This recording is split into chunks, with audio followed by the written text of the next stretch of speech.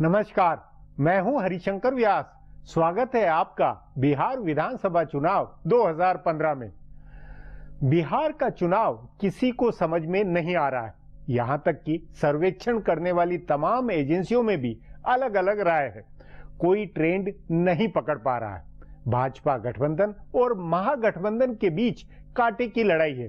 कभी आरक्षण की बहस से पलड़ा महागठबंधन की ओर झुकता है तो गोमांस की राजनीति पर भाजपा का पलड़ा भारी दिखने लगता है।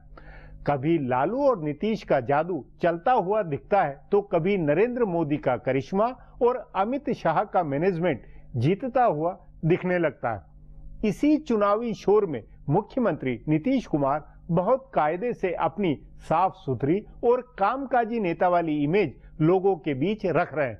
वे अपनी गुडविल पर वोट मांग रहे हैं। तमाम तरह के ध्रुवीकरण के हल्ले के बावजूद नीतीश कुमार की छवि ही महागठबंधन की पूंजी है। तभी वे बार बार अपने काम की तुलना नरेंद्र मोदी के कामकाज से करना चाहते हैं। वे यह भी चाहते हैं कि गुजरात मॉडल को लेकर उनसे बहस हो। वे अपने बिहार मॉडल को गुजरात से बेहतर बता रहे हैं और इसके जरिए नरेंद्र मोदी को चुनौती दे रहे हैं। बहरहाल, अब आगे के प्रोग्राम का ब्यौरा अजीत द्विवेदी से जानें।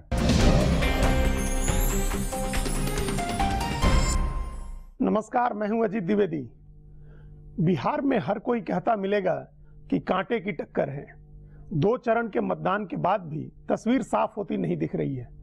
दोनों तरफ जीत के दावे हैं, लेकिन 2 चरण के मतदान की खबरों के आधार पर दोनों गठबंधन की रणनीति भी बदल रही है। ऐसा लग रहा है कि मतदाता भी स्पष्ट संकेत नहीं दे रहे हैं। तभी सर्वेक्षण करने वाली तमाम एजेंसियां और मीडिया समूह भी अलग अलग तस्वीर पेश कर रहे हैं। इस पर चर्चा करें उससे पहले गौर करें इन सियासी चुनावी सुर्खियों पर।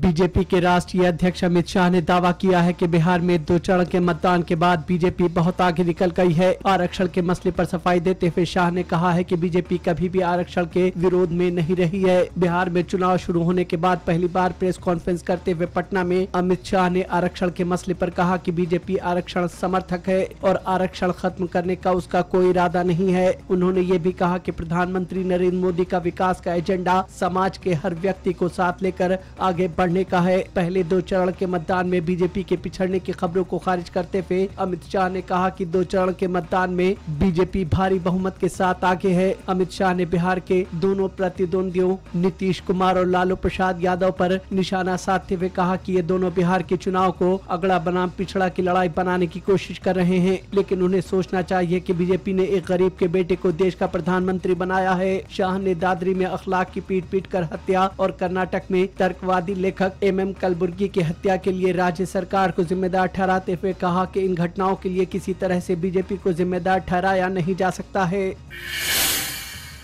गया से 5 बार विधायक रहे बीजेपी के वरिष्ठ नेता प्रेम कुमार को जान से मारने की धमकी मिली है। उनकी सीट पर दूसरे चरण में मतदान हो चुका है, लेकिन पोस्ट कार्ड पर धमकी भेजने वाले ने कहा है कि अगर प्रेम कुमार चुनाव में से अपना नाम वापस नहीं लेते हैं तो उनकी हत्या की जा सकती है। प्रेम कुमार को बीजेपी की ओर से मुख्यमंत्री पद का दावेदार माना जा रहा है। धमकी भेजने वाले ने पोस्ट कार्ड में शूटर के रूप में बच्चू बर्नवाल का नाम लिखा है। पुलिस इसकी जाँच में जुट गई है।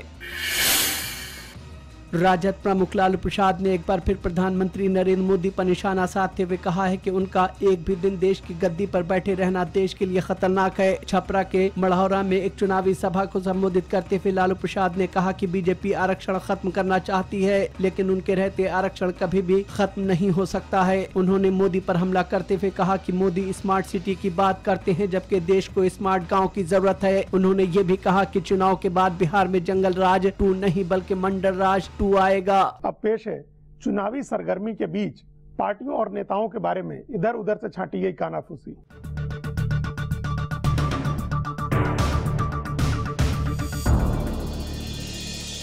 भारतीय जनता पार्टी सचमुच बिहार में प्रचार की रणनीति बदल रही है। नरेंद्र मोदी और अमित शाह पर से फोकस हटाकर प्रदेश भाजपा के नेताओं पर फोकस बनवाया गया है और अब खबर है कि भाजपा सहयोगी पार्टियों के तीनों नेताओं को भी आगे कर रही है। बताया जा रहा है कि भाजपा नेताओं को दूसरे चरण में जीतन राम मांझी के असर का अंदाजा हुआ है। उनका कोर वोट पूरी तरह से भाजपा के साथ रहा है, इसीलिए अगले 3 चरणों में रामविलास पासवान, उपेंद्र कुशवाहा और मांझी को पर्याप्त महत्व मिलेगा। भाजपा के जानकार सूत्रों का कहना है कि तीसरा चरण पासवान के असर वाला है। वैशाली जिले में उनकी अपनी हाजीपुर लोकसभा सीट आती है। इसी तरह नालंदा, पटना और छपरा में भी उनका असर है, इसलिए पार्टी अगले चरण के लिए उनका चेहरा ज्यादा दिखाएगी। असल में भाजपा की रणनीति अब अपने कोर वोट से ज्यादा सहयोगी पार्टियों के कोर वोट को ट्रांसफर कराने पर हो गई है। उसे लग रहा है कि इसके जरिए ही महागठबंधन को चुनौती दी जा सकती है।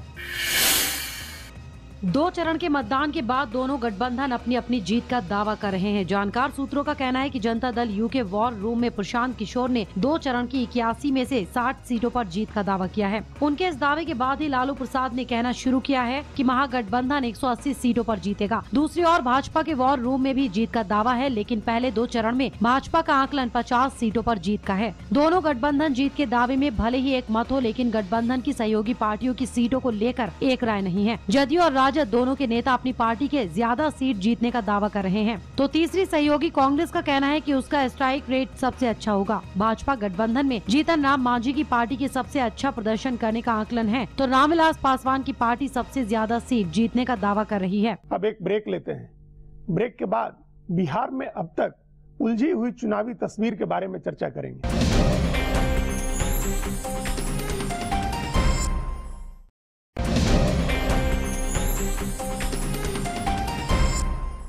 ब्रेक के बाद आपका स्वागत है। जनता दल यू के नेता नतीजों को लेकर भरोसे में हैं। उनका मानना है कि नीतीश कुमार की इमेज का जादू चल रहा है। बिहारी बनाम बाहरी का मुद्दा भी वे हिट हुआ मान रहे हैं। इसी तरह महंगाई और नेतृत्व का सवाल भी लोगों के दिमाग में बैठे होने का उनको भरोसा है। आरक्षण के मसले पर संघ प्रमुख मोहन भागवत का दिया बयान महागठबंधन के नेताओं को गेम चेंजर दिख रहा है। इस पर आज हमने जदयू के सांसद और पूर्व राजनयिक पवन कुमार वर्मा से बात की है।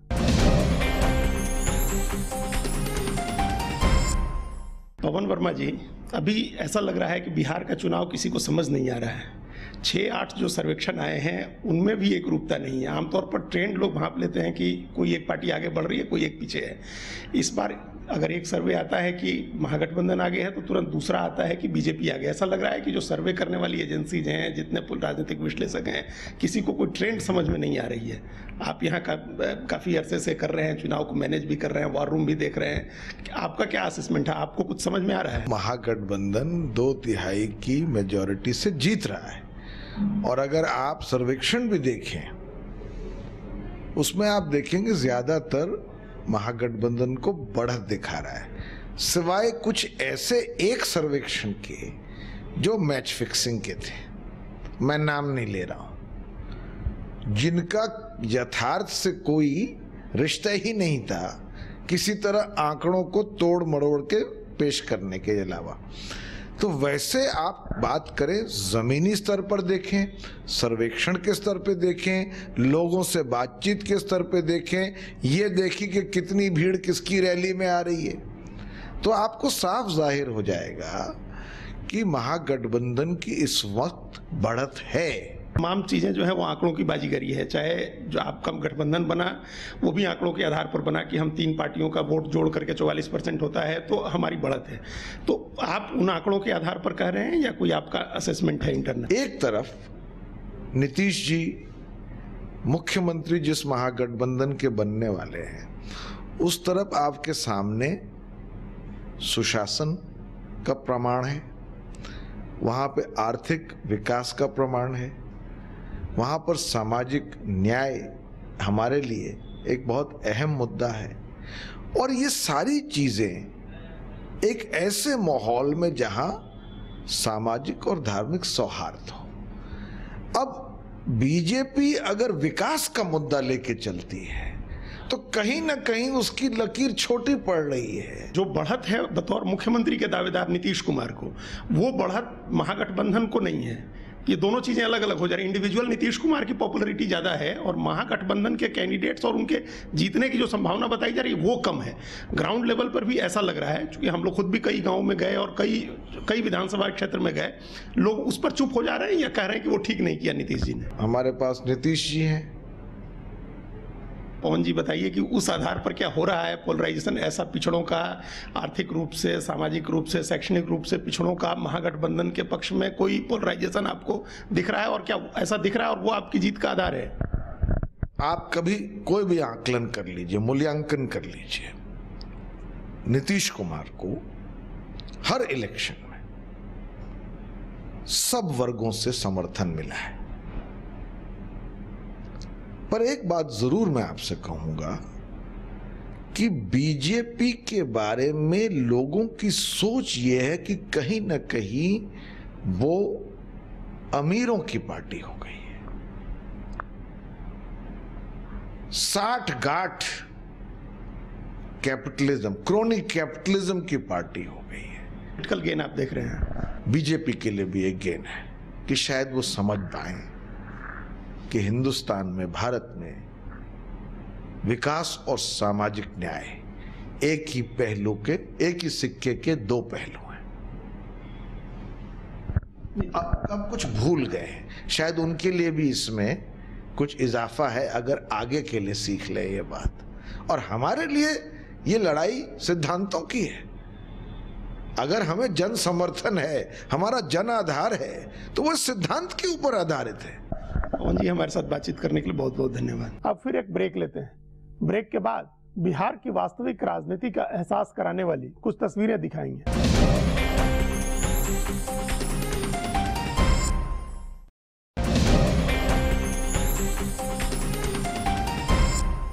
ब्रेक के बाद एक बार फिर आपका स्वागत है। बिहार की चुनावी हकीकत क्या है? पटना में चारों तरफ लगे नरेंद्र मोदी और नीतीश कुमार के होर्डिंग्स और पोस्टर एक कहानी दिखाते हैं, तो पटना से बाहर निकलते ही दूसरी राजनीतिक तस्वीर दिखने लगती है। वहां पोस्टर और होर्डिंग्स नहीं है, लेकिन लोगों के दिलो दिमाग में राजनीति है। सो हम लोगों ने पटना से बाहर गांवों में जाकर लोगों से चुनाव पर उनकी राय पूछी। चुनाव वाले इलाकों में अलग अलग विधानसभा क्षेत्रों में ली गई लोगों की राय आपके सामने पेश है। हमारा हरजन टोली में तो है मांझिए का, हाँ मांझी। इस बार रहेगा फिर नीतीश से रहेगा सरकार, यहाँ हम लोग बनाएंगे नीतीश से। मोदी सरकार है। मोदी सरकार, हाँ, भाजपा। किस आधार पर मन बनाया? हाँ, कैसे मन बनाया? क्योंकि वो अच्छा भी कर रहे हैं, अभी कुछ घटा है और भी आगे कुछ करेंगे। हम लोग नीतीश सरकार और लालू जी को हम वोट देंगे। यहाँ से फायदा लालू का, नीतीश का।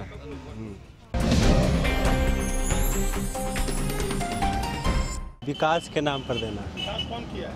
नीतीश कुमार। विकास के नाम पर वोट ही होगा, जो विकास करेगा उसको वोट मिलेगा। लालू यादव और नीतीश कुमार विकास बहुत किया, उसको वोट देंगे। हमारा प्रोग्राम अब यहीं खत्म होता है। आग्रह है कि प्रोग्राम पर अपनी राय hsvyas@nayaindia.com पर ईमेल करके बताएं या hsvyas के मेरे अकाउंट पर ट्विटर करके जाहिर करें। अब कल फिर मिलेंगे इसी चैनल पर इसी समय।